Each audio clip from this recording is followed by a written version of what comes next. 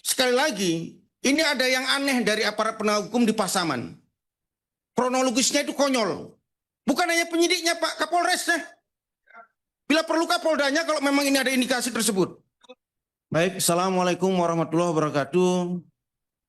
Yang kami hormati pimpinan Komisi 13 yang berhadir, anggota Komisi 13 yang hadir, dari Komnas HAM, Kementerian HAM, LPSK, Komnas Perempuan, Nek Sauda dan keluarga, serta tokoh masyarakat Sumbar yang berhadir.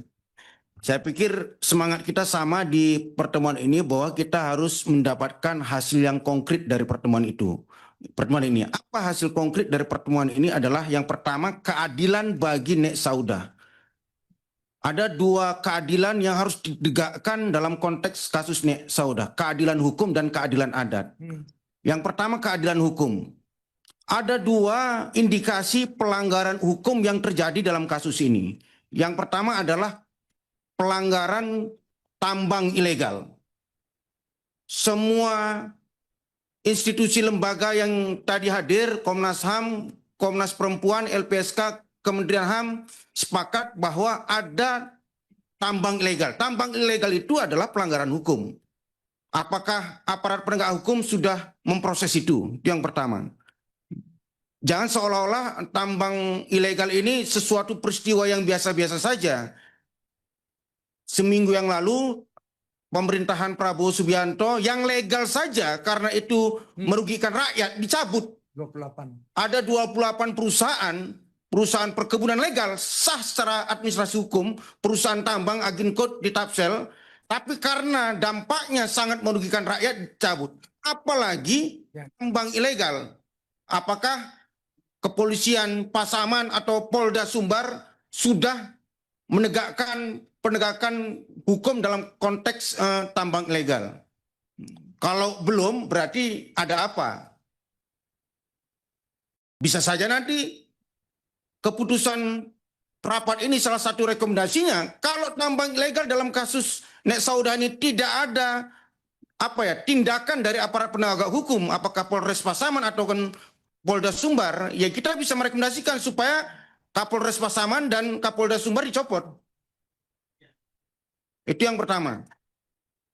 Yang kedua, dalam kasus penganiayaan Nek Sauda, tadi dikatakan ada dua versi kronologis dalam kasus ini. Ada versi Nek Sauda, ada versi aparat penegak hukum. Oke, kita ikuti sajalah versi penegak hukum. Versi penegak hukum yang dijelaskan oleh LPSK, ada namanya Sudi, si pelaku, bersama si Dolir dan Idil datang menjumpai Nek Sauda. Si Sudi melempar batu dan memukul berkali-kali, menganiaya berkali-kali. Tapi si Dolir dan Idil tidak. Tapi yang ditetapkan oleh aparat penegak hukum hanya si Sudi. Pertanyaannya, sebagai apa si Doli dan Idil ini? Sebagai saksi? Enggak. Mereka komplotan dari si Sudi. Karena mereka datang bersama-sama. Apalagi ketika misalnya, kalau mereka bukan komplotan, ada nenek-nenek dipukul orang, kalau mereka bukan bagian dari komplotan bajingan yang melakukan penganiayaan ini, mereka pasti menolong. Walaupun jaraknya cuma 7 meter. Kan mereka setelah peristiwa ini bersama-sama si Sudi, si Dolir, dan si Idir pergi begitu saja. Mereka adalah komplotan. Tapi aparat penegak hukum, Polres Pasaman, menetapkan mereka hanya sebagai saksi. Ini logika yang konyol. Hanya komplotanlah yang tidak melakukan apapun untuk membantu Nek Sauda. Bagian dari pelaku kejahatan. Saya pikir sekali lagi, ini ada yang aneh dari aparat penegak hukum di Pasaman. Kronologisnya itu konyol. Dengan alasan bahwa karena jaraknya 7 meter, belum sempat melerai. Padahal si Sudi memukul berkali-kali sampai Nek Sauda terkapar-kapar bahkan pingsan. Saya nggak tahu, manusia beragama apapun, kalau mereka bukan bagian dari penjahat, ketika ada seorang nenek-nenek dipukul oleh orang, pasti menolong, minimal membawa ke rumah sakit. Bukan membiarkan itu saja. Dari logika itu saja, seharusnya pelakunya itu tidak satu. Pelakunya adalah komplotan. Tapi aparat penegak hukum, Polres Pasaman, itu tidak melihat itu. Pasti ada sesuatu di Polres Pasaman. Saya bisa saja langsung menuduh mereka bagian dari yang membackup tambang ilegal tersebut. Saya pikir di pertemuan ini harus kita tegaskan supaya nggak main-main lagi kita dalam kasus ini.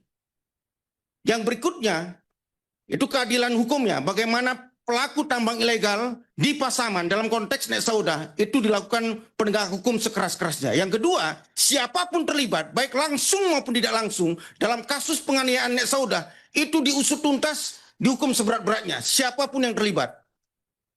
Yang ketiga, keadilan adat, Pak. Mohon maaf, saya bukan orang Sumatera Barat, tapi saya juga banyak baca literatur bagaimana adat Sumatera Barat itu pondasinya apa? Kan sering kita mengatakan bahwa di Sumatera Barat itu adat bersandi sarak, sarak bersandi Kitabulah. Bagaimana mungkin adat bersandi sarak, sarak bersandi Kitabulah bisa memutuskan seorang nenek itu diusir dari komunitasnya? Tidak ada dalam Al-Quran maupun hadis yang mengajarkan itu. Jadi keputusan adatnya bukan hanya sekedar mengembalikan, Pak. Kenapa bisa tokoh-tokoh masyarakat adat Lubuk Arau itu memutuskan itu? Saya curiga tokoh-tokoh masyarakat adat itu bagian dari pembackup tambang ilegal. Oleh karena itu, salah satu rekomendasi kita minta mereka juga diperiksa. Apakah bagian dari pembackup tambang ilegal atau jangan-jangan membenarkan kasus penganiayaan Nek Saudah? Itu kan salah satu juga bagian dari pelanggaran hukum. Bukan hanya penyidiknya, Pak, Kapolresnya. Bila perlu Kapoldanya kalau memang ini ada indikasi tersebut. Ya kita kan kemarin DPR khususnya di Komisi 3 kita memberi penguatan posisi polisi itu langsung di bawah presiden.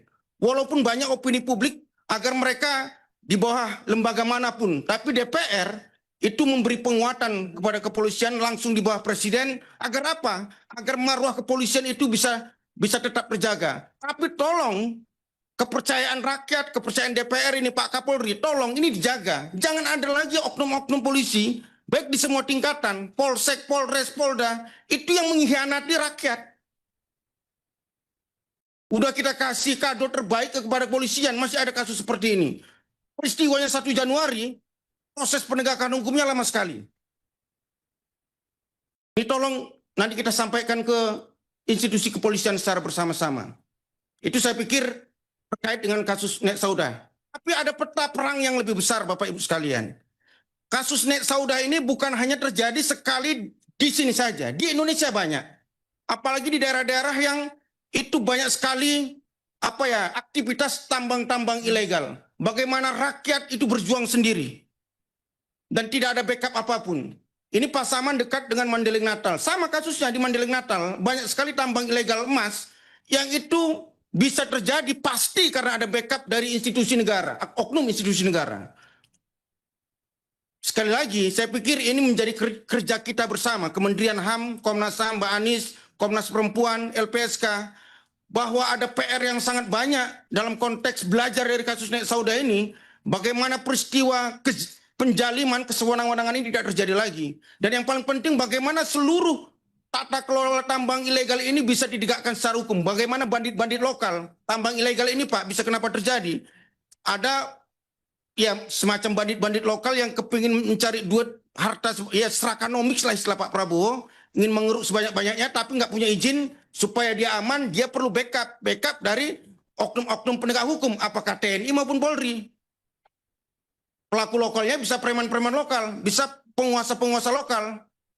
Yang lebih parah di beberapa daerah itu bisa pakai air raksa, pakai merkuri. Cacat rakyat di situ, baik anak-anak maupun rakyat di situ gara-gara dampak dari tambang ilegal. Ini menjadi PR kita bersama. Saya pikir nanti kita perlu semacam membuat mungkin istilah Bang Satgas atau apa atau panja terkait, tapi ini bukan Komisi 13 pula ya kan. Tapi dalam konteks penegakan HAM saya pikir ini perlu. Tapi yang paling penting pasca pertemuan ini, keadilan hukum buat Nek Saudah itu harus kita tegakkan. Begitu juga dengan keadilan adatnya. Saya pikir itu saja dari kami. Lebih kurang mohon maaf. Bila taufiq wal hidayah. Assalamualaikum warahmatullahi wabarakatuh. Subscribe, share, like, and comment. Subscribe, share, like, and comment. Subscribe, share, like, and comment. Subscribe, share, like, and comment. Subscribe, share, like, and comment.